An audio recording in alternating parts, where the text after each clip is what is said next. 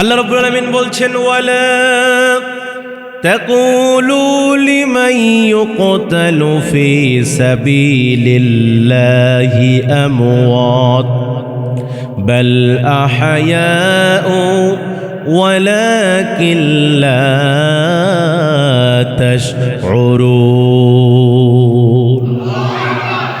আল্লাহ বলেন, ওয়ালা তাকুলু লিমান ইউকতালু ফি সাবিলিল্লাহ। আল্লাহ পাক সুন্দর করে জানিয়ে দিচ্ছেন, যারা নাকি এই জমিনে ইসলাম প্রতিষ্ঠা করতে গিয়া, যারা নাকি আল্লাহর দিন জমিনে প্রতিষ্ঠিত করার জন্য সংগ্রাম করতে গিয়া যারা নিহত হয়, যারা মারা যায়, তাদেরকে তোমরা মৃত বলো না, বাল আহইয়া, তারা মরে না, তারা জীবিত থাকে।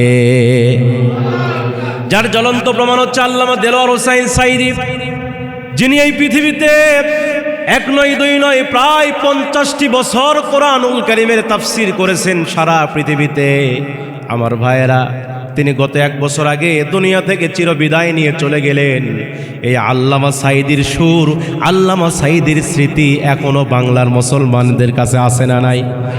শুধু বাংলার মুসলমান শুধু নয়, গোটা পৃথিবীর মুসলমান, গোটা পৃথিবীর 180 কোটি মুসলমানদের কলিজায় তিনি জায়গা করে নিয়েছেন। আমি তো মনে করি কিয়ামত পর্যন্ত আল্লামা সাইদিকে মানুষ মনে রাখবে। এজন্য আল্লাহ বলছেন, তাদেরকে মৃত বলো না, আমওয়াত বলো না, তারা মরে না, বাল আহইয়া, এরা সারা জীবন মানুষের হৃদয়ে তারা জীবিত থাকে। সুবহানাল্লাহ বলেন।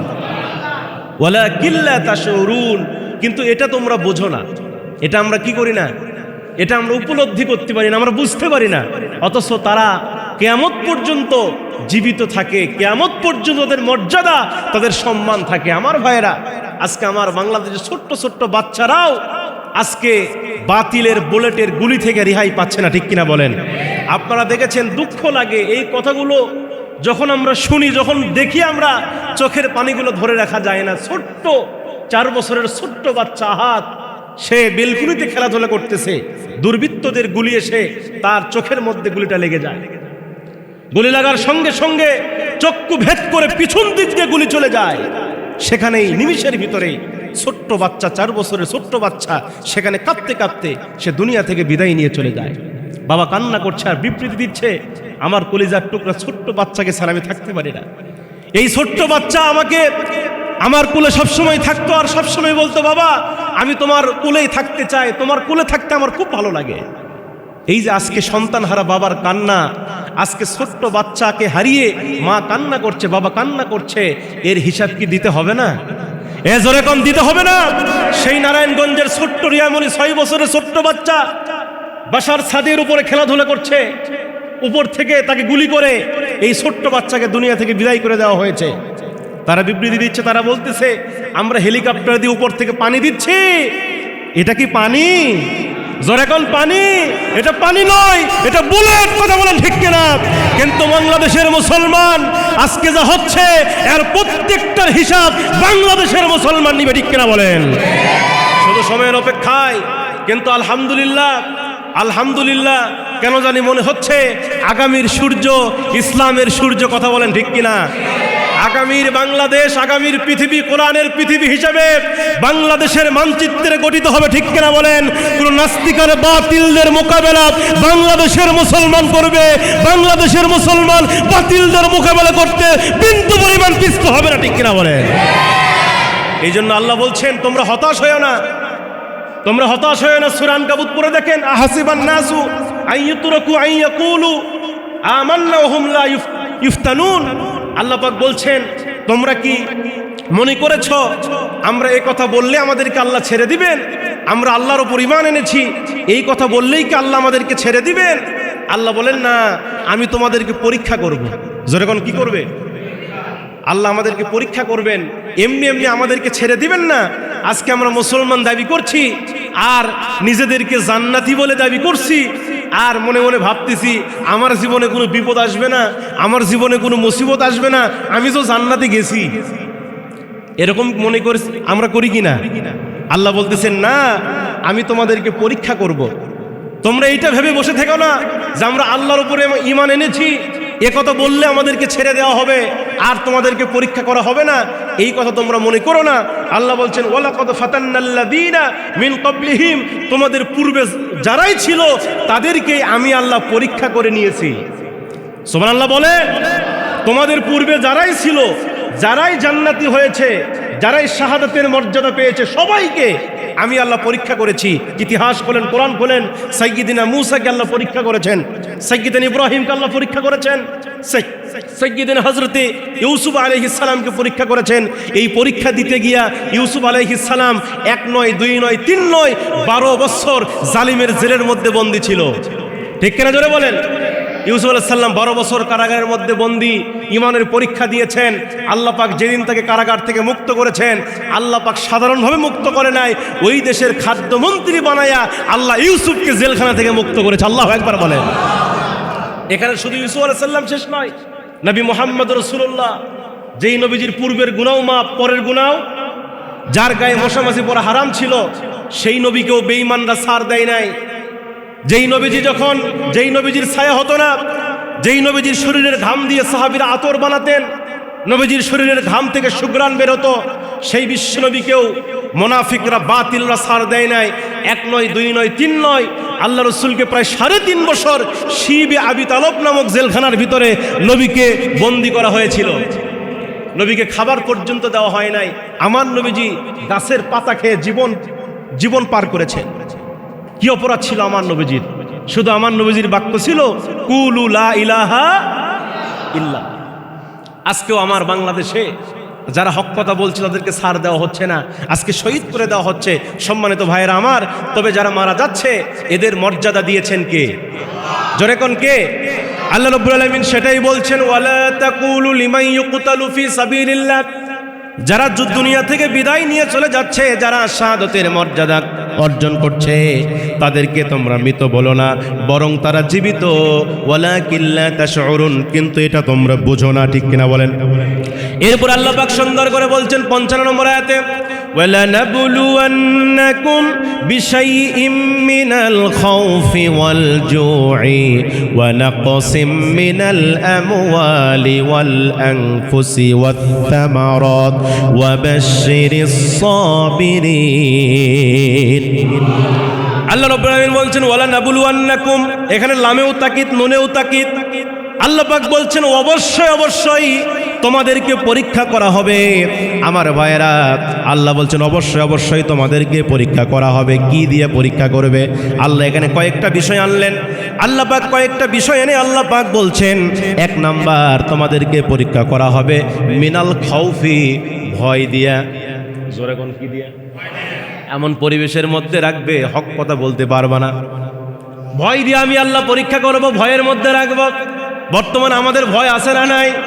জোরে কোন? রাত্রিবেলাতে ঘুমাতে পারে না, রাতের আধারে জিবরাইল আসে, কথা বল না কে?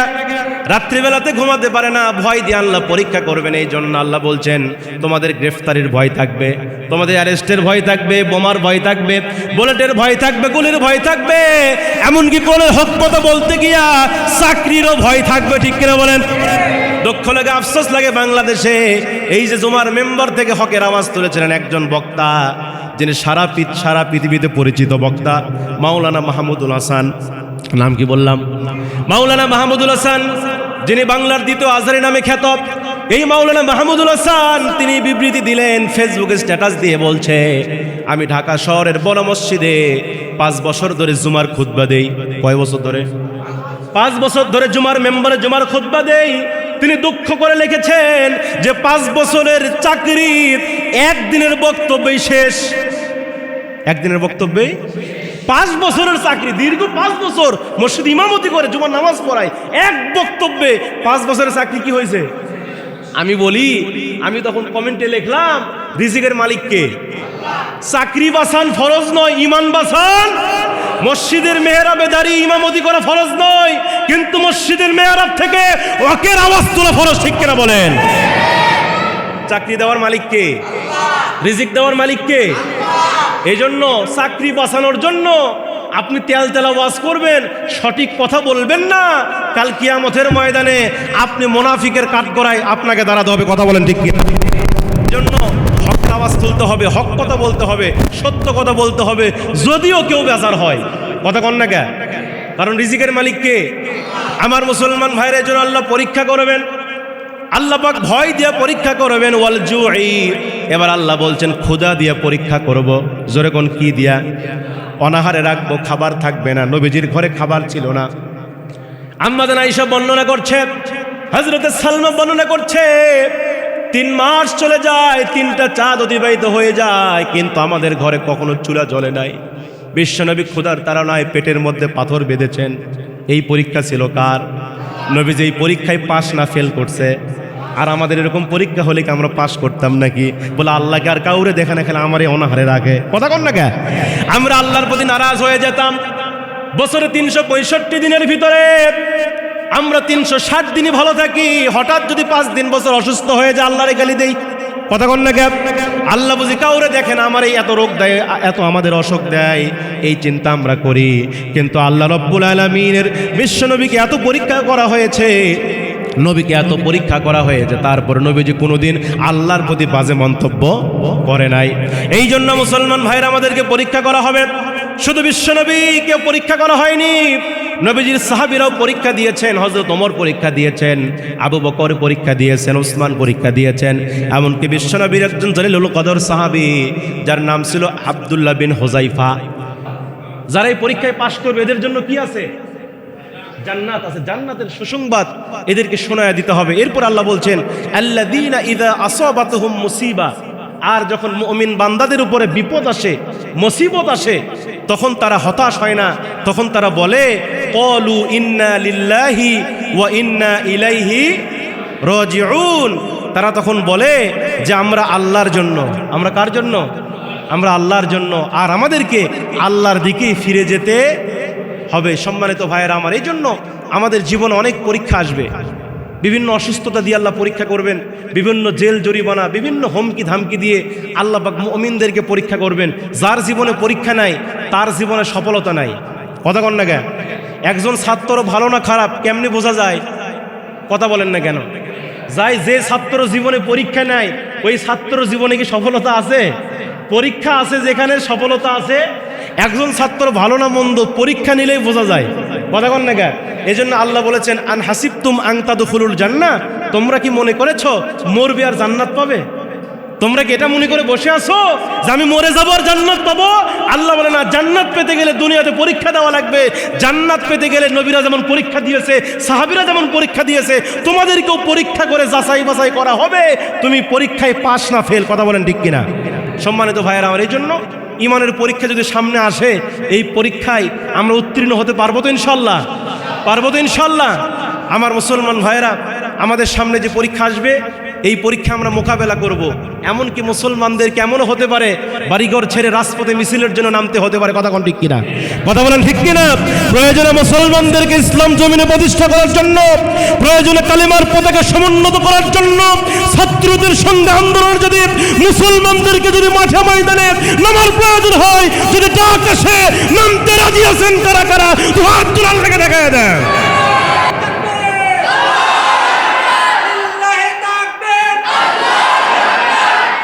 সম্মানিত ভাইয়েরা আমার, আসুন আমরা ভীত নয়। আমরা কি ভীত? ওয়ালা তালবিসুল হাক্কা বিল বাতিল, আল্লাহ বলেছেন হকের সঙ্গে বাতিলের সংমিশ্রণ করো না, আর জানা সত্য সত্যকে গোপন করো না। সত্যকে গোপন করে মুনাফিকের কাতারে দাঁড়ানোর চাইতে শাহাদাতের পেয়ালা পান করে আল্লাহর জান্নাতে যাওয়া ঠিক। ভালো কথা কোন ঠিক কিনা? সুতরাং কোরআনের পাখি আল্লামা তিনি বলে গিয়েছিলেন, তার চট্টলার ময়দানে, বীর চট্টলার ময়দানে তিনি ভাষণ দিতে গিয়ে বলেছিলেন, ভেজা বিড়ালের মতো 500 বছর বেঁচে থাকার লাভ নাই, সিংহের মতো 1 ঘন্টা বাঁচতে চাই। কথা বলেন ঠিক কিনা? মৃত্যু হবেই। মৃত্যু হবে কিনা? আপনি শহীদি মৃত্যু যদি না পান, আপনার যেভাবেই হোক আপনি মারা যাবেন। সুতরাং জন্ম যখন নিয়েছি, মৃত্যু হবে। কথা বলেন ঠিক কিনা? এজন্য মৃত্যু যেহেতু হবে, মরে যেতেই হবে। সুতরাং আমাদের কলিজার তামান্না থাকবে, আল্লাহ আমাকে শহীদি মৃত্যু তুমি দান করো। আমিন বলেন। এজন্য আসুন আল্লাহ পাক যেন আমাদের ঈমানের পরীক্ষা দিয়ে, শাহাদাতের মৃত্যু দিয়ে যেন এই দুনিয়া থেকে আল্লাহ পাক যেন আমাদেরকে চিরবিদায় করে দেয়। সকলে বলি আল্লাহুম্মা আমিন।